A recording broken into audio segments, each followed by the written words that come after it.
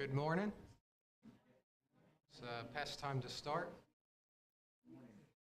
Filling in for Larry this morning, who was supposed to be, he was filling in for Sean. Larry, I believe, is feeling sick this morning. But I know we had that sinus infection Wednesday, so I'm thinking that probably got a little worse. So I want to pray for him. But I've kept to the schedule on our topics. Only this was on the schedule for PM worship service as the sermon, and I joked with Sean about chapter 10, verses 24 and 25, just being on the schedule and him happening to take off, and you'll see why when we get there. But we're going to be discussing these two passages, Hebrews 3:12 through 13. And also 10:24 through 25 on the topic of encouraging one another. And this lesson comes from the devotional that we had on Wednesday this past week, encouraging one another. And I wonder if I could get somebody to read both those passages, Hebrews 3:12 through 13, and also 10 and verses 24 through 25 to start us out.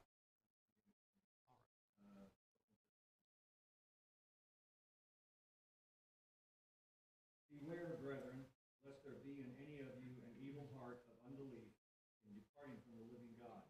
But exhort one another daily while it is called today. Lest any of you be hardened by through the deceitfulness of sin. Yes, sir. You want to read that again? We'll read it again later. That's fine.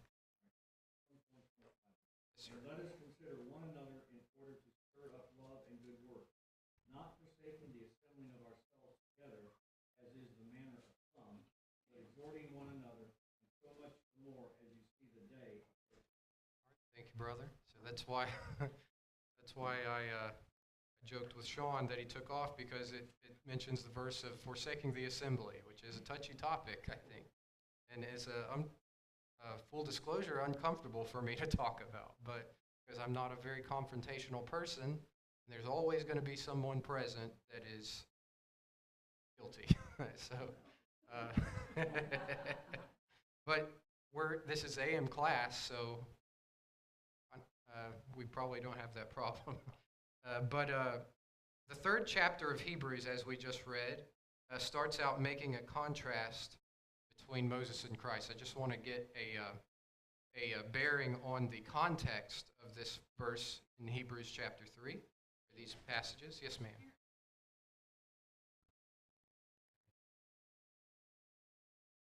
Okay. Tech guy is the... You tell me what button.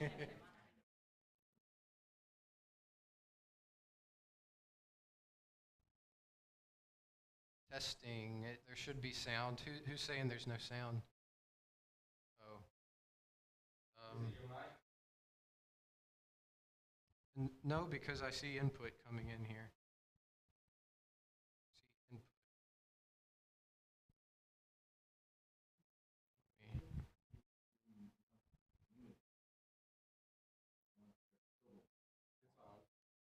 I'm going to test it out right quick.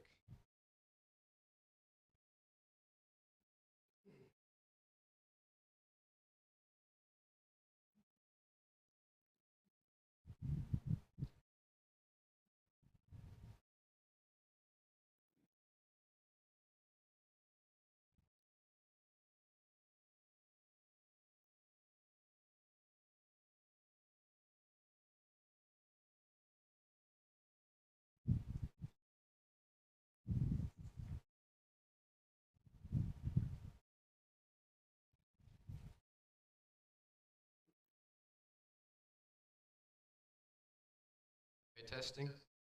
Testing. Should be working. I think it's a user error.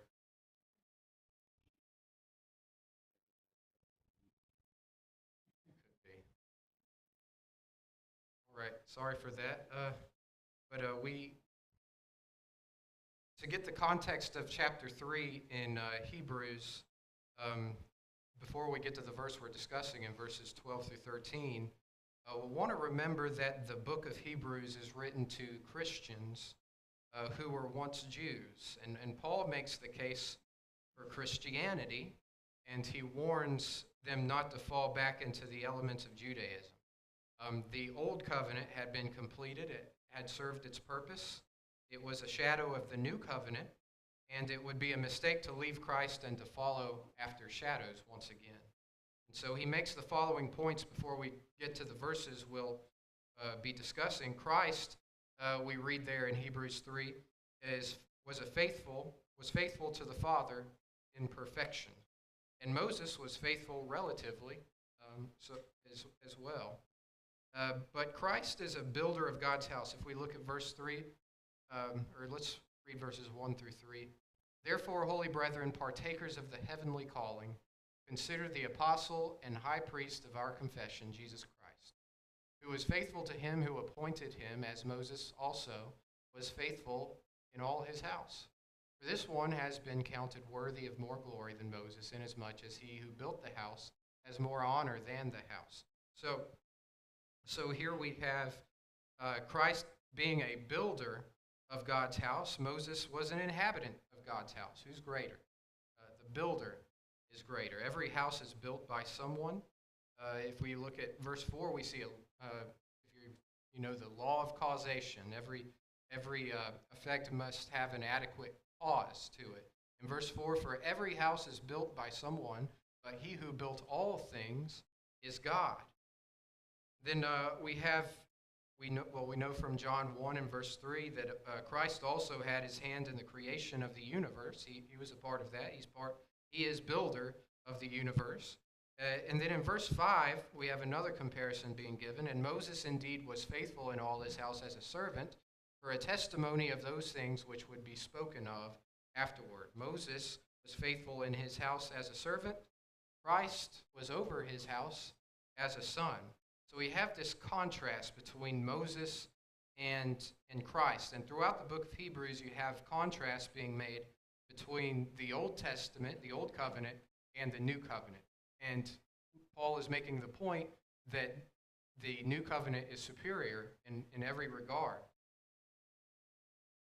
But the children of Israel and their descendants, even those that were Jews and then became Christians, don't you think they had some sort of pride in the fact that they were seed of Abraham, physically?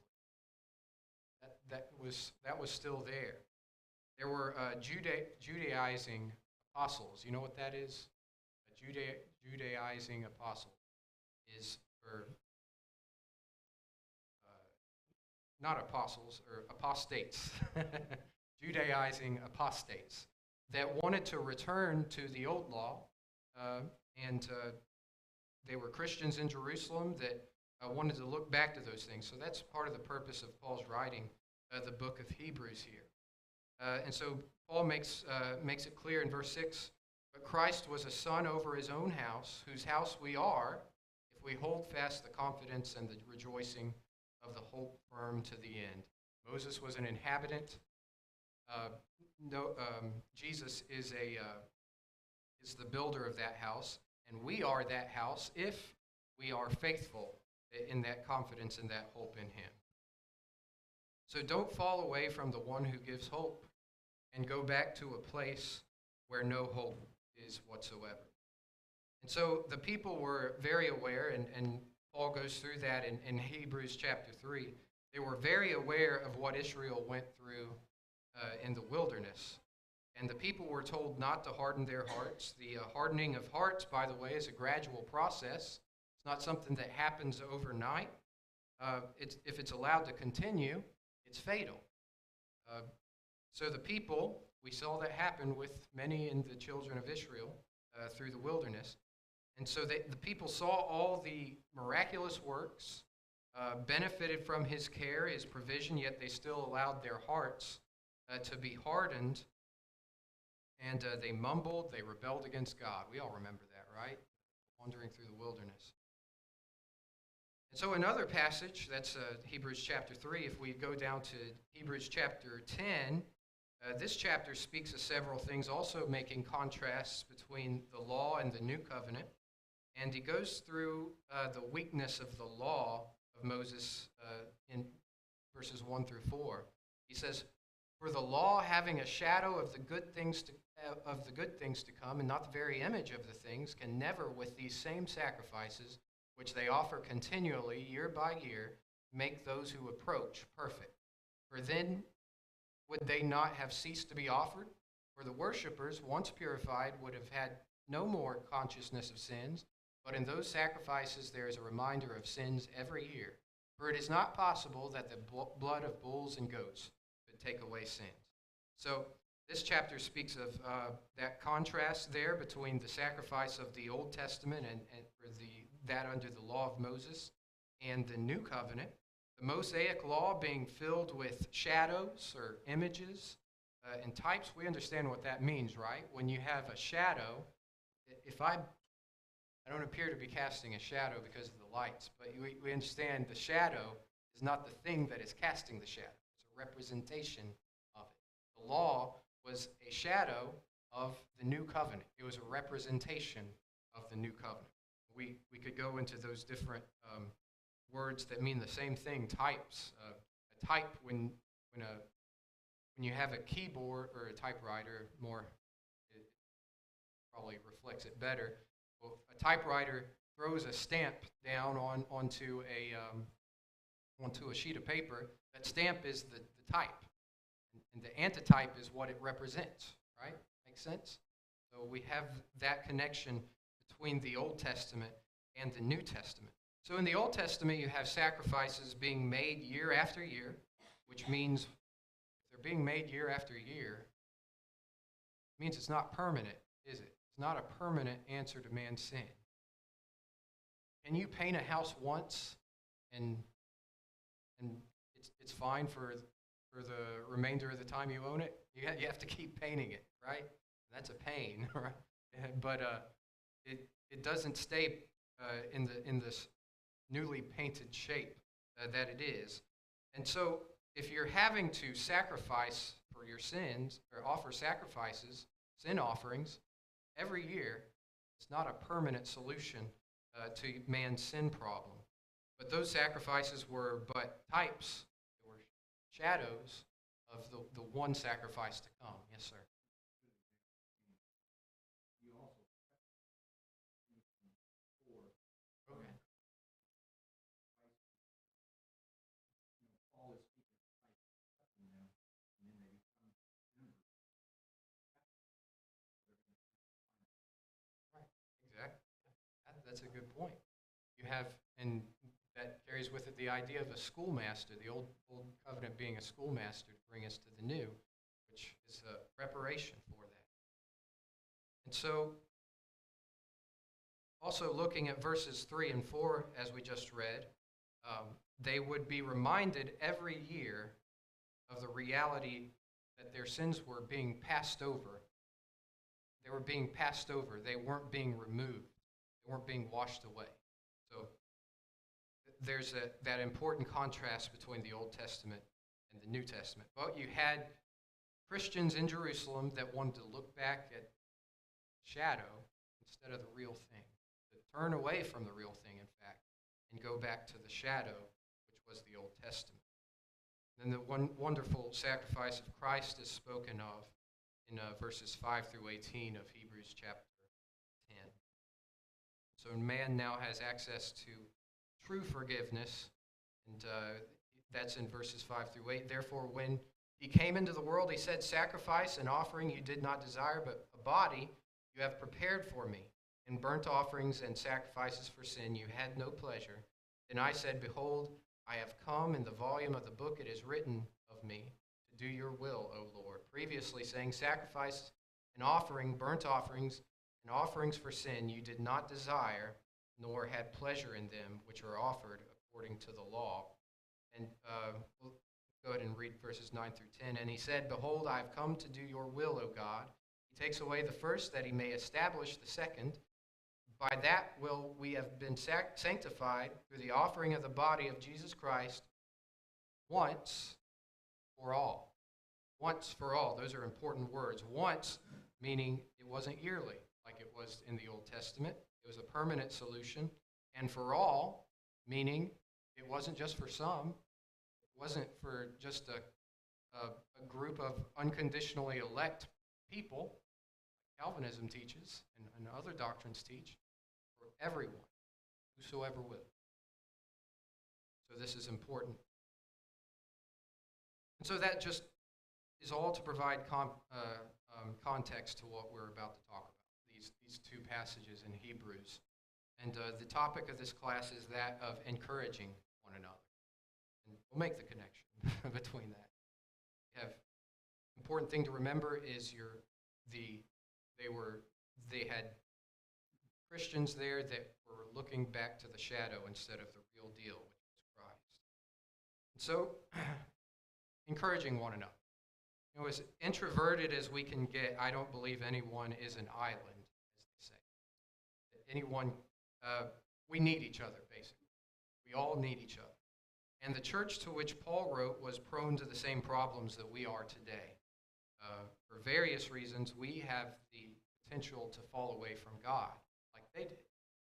And their temptation was to go back to the system of Judaism, and they needed each other to encourage one another and to safeguard against falling away. And, you know, aren't there things that we have today that can cause us to fall away, that we can be there for each other to guard against?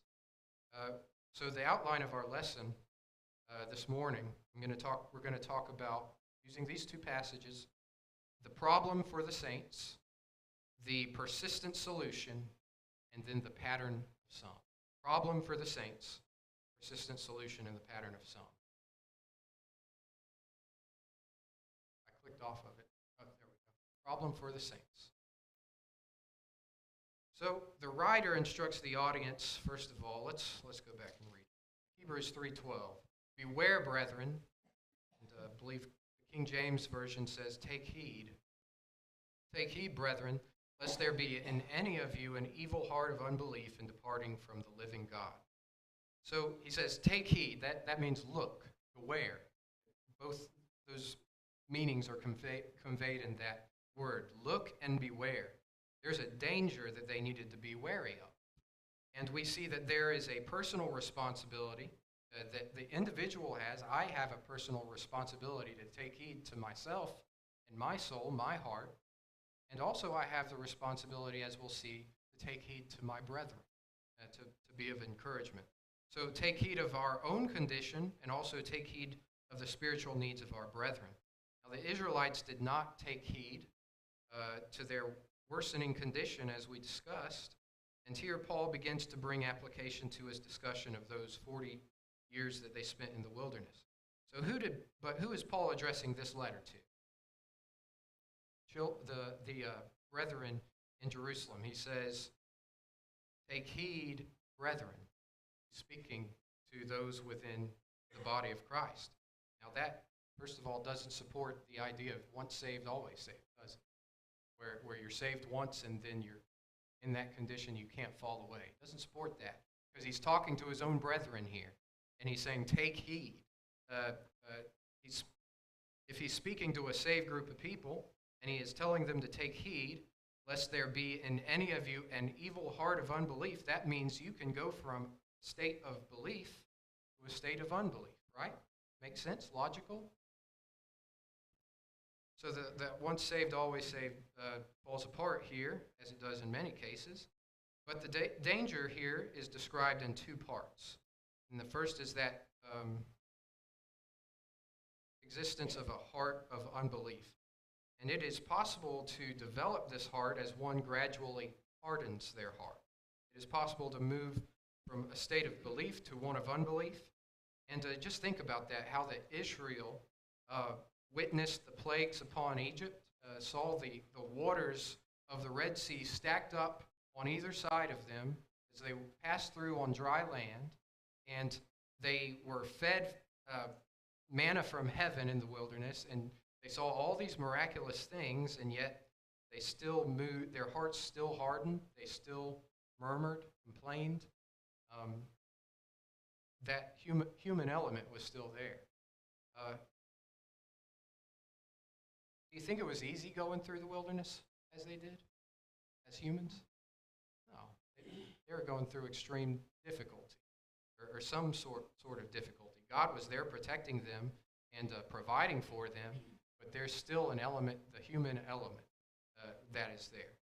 So question, is life easy for us all the time? No. We still have the human element today. We still find life difficult at times. In those difficult times, do we still recognize that God is caring for us and providing for us? He's with us. We should. Sometimes I think we lose sight of it. But we protect against getting to a position of slipping into unbelief by, like Paul says, taking heed unto ourselves. And the result of a evil, unbelieving heart is a departure from the living God, as we see in those verses. Departure means what? You've left, right? And this is repeated many times from the pulpit, but God doesn't leave us. We leave him, right? So this evil, or the existence of an unbelieving, evil heart, results in our departure, our willing departure from the living God. And also note that he says he's the living God. He's very much alive. And these people, that Paul's writing to, if they were to leave the living God, they were turning toward death. Another comparison to the old law is made in Hebrews 10, 26 through 29, where it's written, "For if we sin willfully after we have received the knowledge of the truth, there no longer remains a sacrifice for sins, but a certain fearful expectation of judgment, and a fiery indignation which will devour the adversary. Anyone who has rejected Moses' law dies without mercy on the testimony of 2 or 3 witnesses. Of how much worse punishment do you suppose will he be thought worthy who has trampled the Son of God underfoot, counted the blood of the covenant by which he was sanctified a common thing, and insulted the Spirit of grace?" It's a pretty sobering passage, if you ask me, isn't it? To trample the Son of God underfoot are some very pointed words, I would say. But if one is saved, they have taken steps being knowledgeable of their sins. They know what sin is, first of all. Sinning willfully, we see from that passage we just read, is dangerous ground because there's no more sacrifice for sins after we sin willfully, but fiery judgment, as we read there in verses 26 through 29. And punishment existed for those that despised Moses' law. He's looking back at Moses' law. How much more would one expect to be punished for trodden underfoot the Son of God? So when we willfully sin, we sin knowing we are sinning, and we go through with that sin, we are in essence saying, I know this is a sin. I know the Lord went to the cross and suffered a cruel death to cover this sin, and I'm still going to do it anyway. That's pretty serious. And that's where that language comes from. You're trodden underfoot the Son of God. Pretty sobering language there. So there's a problem for saints, as we read here. And that problem is the possibility to fall away. And falling away after being added to the body of Christ is even more serious than being in the world, having never heard the word of God. So we need to take heed of this problem and guard against it. We need to also recognize that our brethren are in the same danger. What do we do because of that? We've got to be there for one another. We've got to be here to encourage one another, guard against it. So exercise your heart. Seek to help the hearts of your brethren as well, because there's a problem for the saints. And so we'll get to that persistent solution. Any comments or questions so far? All right, so the next point being the persistent solution. What is the solution? Well, we see it in both passages. I'm going to turn back to Hebrews chapter 3. And in verses 12, or in verse 13 rather, but exhort one another daily while it is called today, lest any of you be hardened through the deceitfulness of sin. So there's part of that solution, is exhort one another. And to exhort means, if you look at the Greek Strongs, to ask or beseech or to comfort, provide comfort for. And this word can also be used in the sense of encouraging one another, exhorting one another. You know, in team sports, there is an element of psychology to having a cohesive, well-developed group of athletes. I heard crickets. I think that means somebody's bored. But in team sports, there's a psychology to it. And each individual has to buy into one single goal and strategy for that team. You have to all buy into it. Does that make sense? So if a team member loses faith in the plan, loses faith in the goal, loses faith in the strategy, their performance is probably going to be very much affected, isn't it? They might just leave or they'll leave the team if they're discouraged. And I pulled this from a textbook I found online. It's called Psychology of Team Sports, just a few passages from it. Creating and promoting social support among team members can also have a positive impact on the team, so it is worth rewarding and giving an example to ensure that players care for each other, support, and encourage each other beyond collaborative workouts. Beyond collaborative workouts. That means they're in the gym, they're lifting weights, they're doing things related to the sport, and this textbook is saying they need to encourage things beyond that, their personal life. It also says, finally, individual and personal intentions also determine motives for team cohesion and cooperation. So if team members are largely in the same direction, pointed toward the same goal, and their motivation and intensity are similar, and this is likely to be the basis for team-level cohesion. I think that we can bring that into the church, or that kind of mindset into the church, a team member mindset.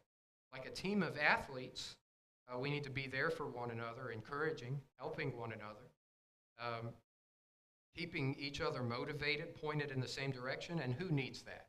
Who needs that in the church? Everybody, exactly.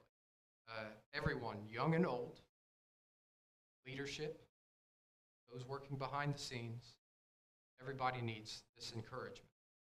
And I'm reminded of a brother, both Andrew and I know him. I think we were both there for this devotional concerning geese. And the fact, brother was making several connections between the geese behavior and the Christian's behavior. And, they fly in a V, which means you've got a leader at the point, and he's staring straight ahead. He can't see anything behind him. And what are those geese doing? Whenever you see geese flying, what are they doing? Stay informed. They stay together. You actually probably hear them before you see them because they're honking and squawking. And they've explained that by saying that those in the back are honking and squawking, encouraging that leader, telling him, we're here for you. We're still back here. We're behind you. So we need to be honking and squawking each other along, I think. And that's what that brother was his point.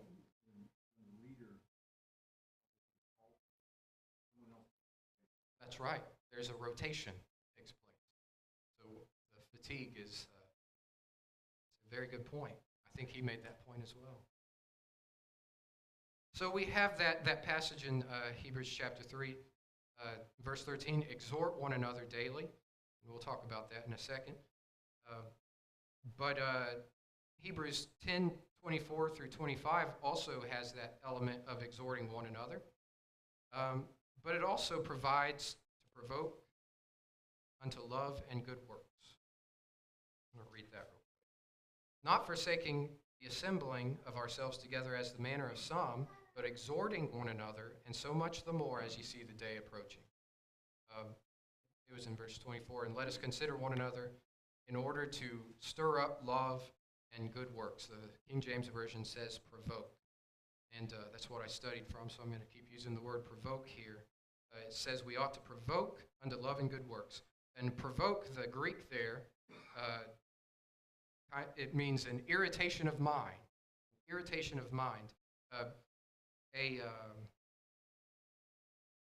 spurring, an incitement. We usually use the word provoke in a negative sense, don't we? Like provoking someone to anger, like the Israelites did so many times in the wilderness. Provoke God to anger. We're not doing that here. We're not provoking each other to anger. We are literally spurring and inciting one another to love and good works. Now, how do we do that? Well, we do that by providing our brethren with encouragement for what they're doing right now, what they're doing now for the work of the Lord. We need to encourage that, be behind them, honking and squawking at them. And then also, we might be able to suggest good works. If they're not doing something, we can say, I think you'd be really good at this. How about this? Brother, I hear you singing in worship service. You can carry a tune. I think you can lead singing.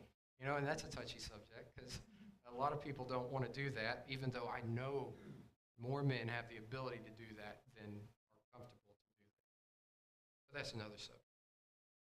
But, we could say things like that, encourage them for what they're doing, encourage them to do what they're not doing. Make sure everyone knows that you notice them and encourage them to keep up the good work. You need to be doing that. And when we see potential in someone, we need to tell them.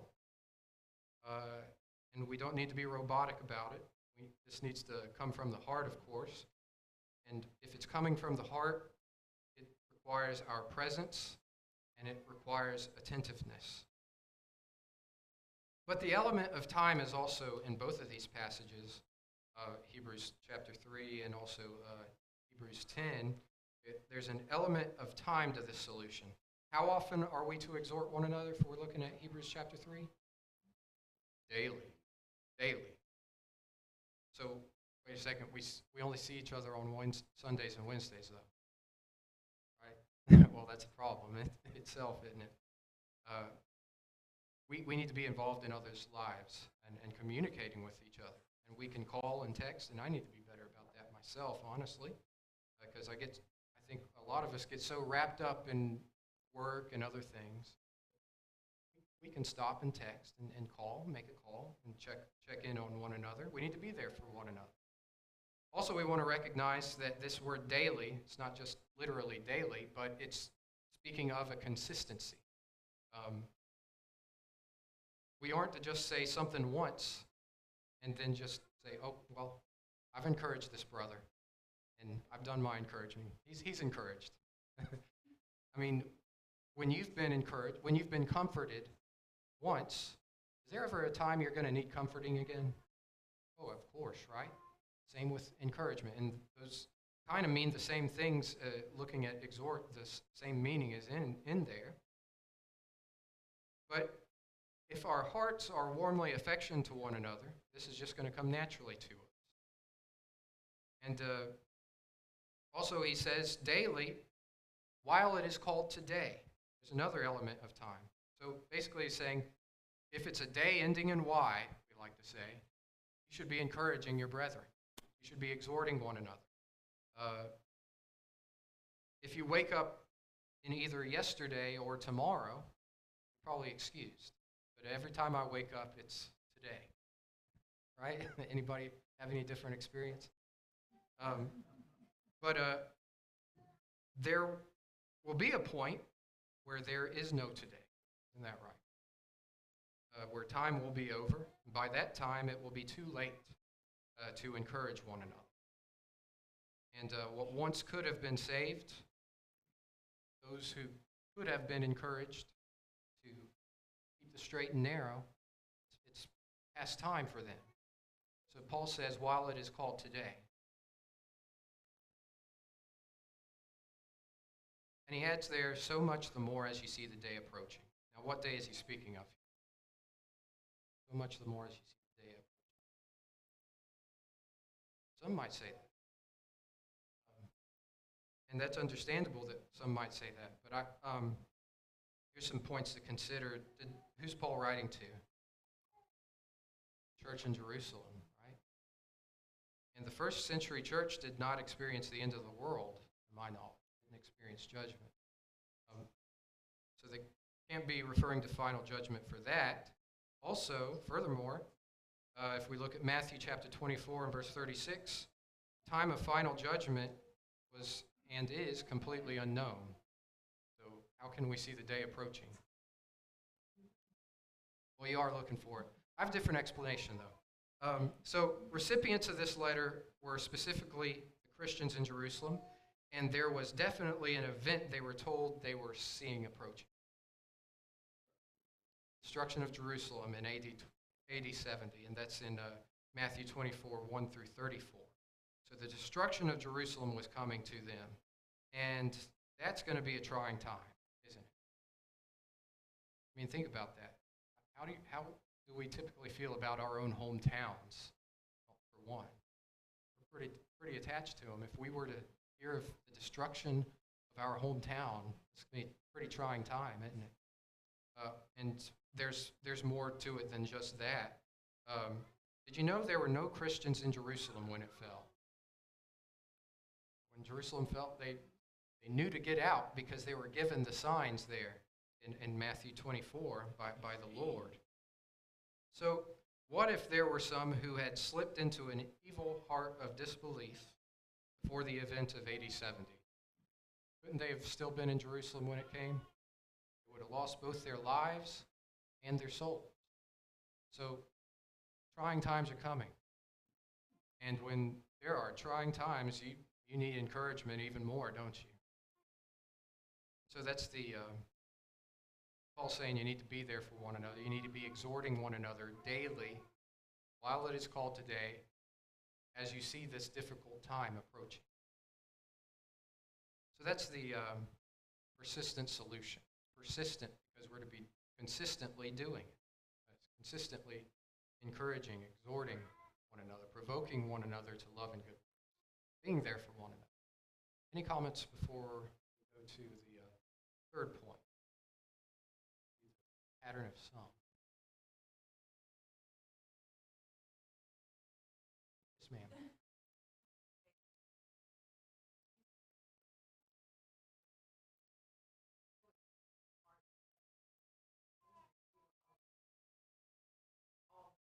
Mhm.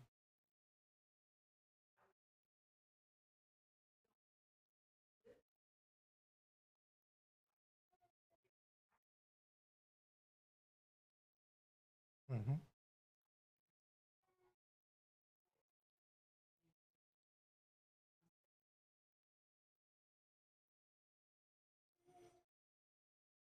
Yeah. Right.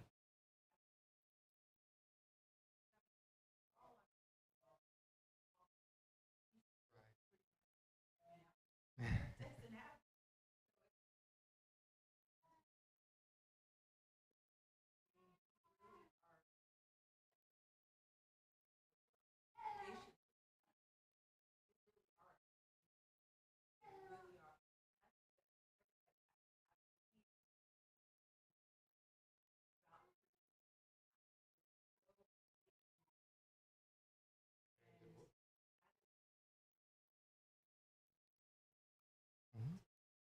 I like that word intentional. I like that. We do need to be more intentional and more in tune with one another. We need to be more involved with one another and intentionally so.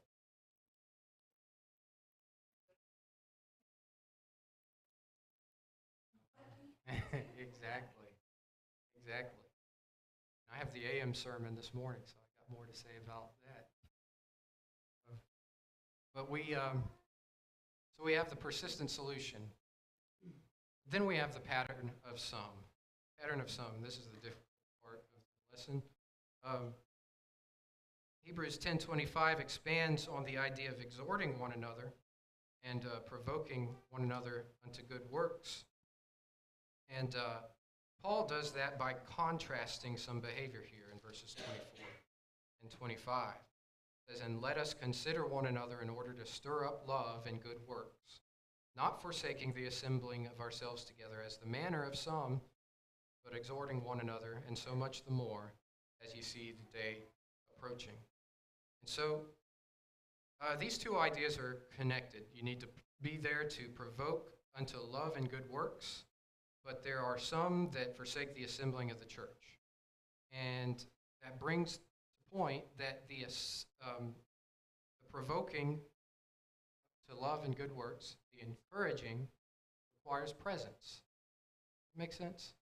You've got to be there in order to provide it.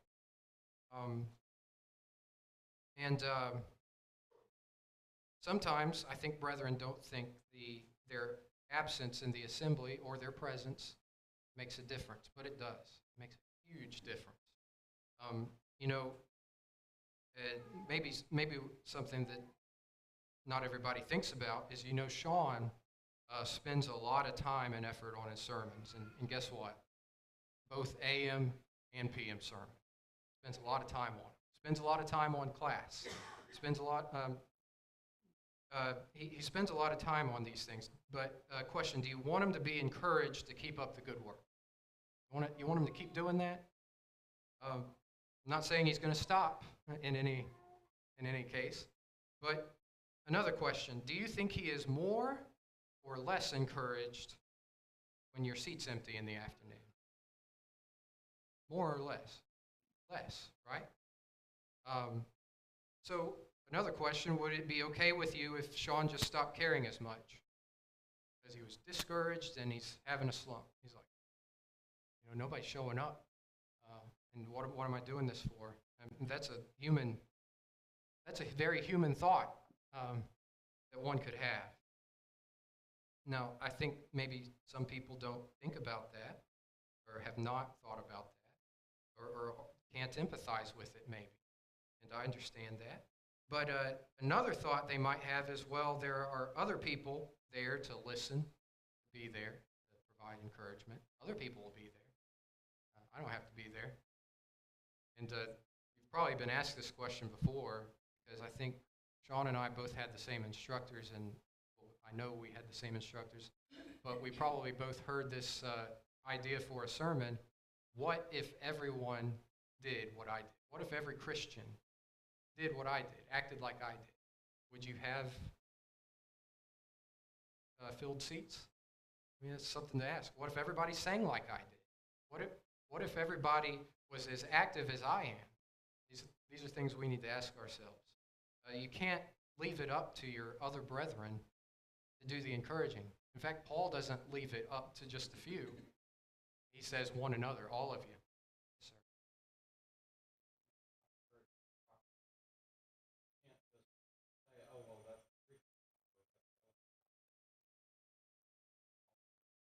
Mm-hmm.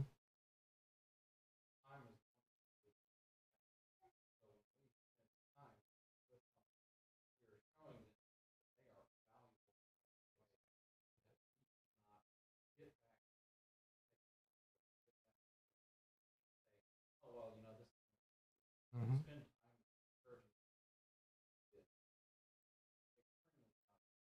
Mm-hmm. Mm-hmm.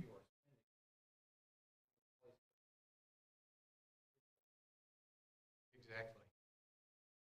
And that goes back to the word daily. And you don't get the idea from the word daily. While it is called today, you don't get the idea that you can take a break when you don't feel like it. And, that was the bell. I had some more to say. We don't have forever on this earth. This is my conclusion. We don't have forever on this earth. For the rest of our lives, we will have the possibility of falling away. To keep from doing that, we need to take heed of our own hearts, but also we need to be our brother's keeper when it comes to encouraging them and making sure they do not fall into disbelief. And there will always be those that choose not to be in the worship assembly or or with brethren, period, that choose to do other things instead of being with brethren on any occasion, but we ought not to follow that pattern. Full outline for the class. Appreciate everybody's attention.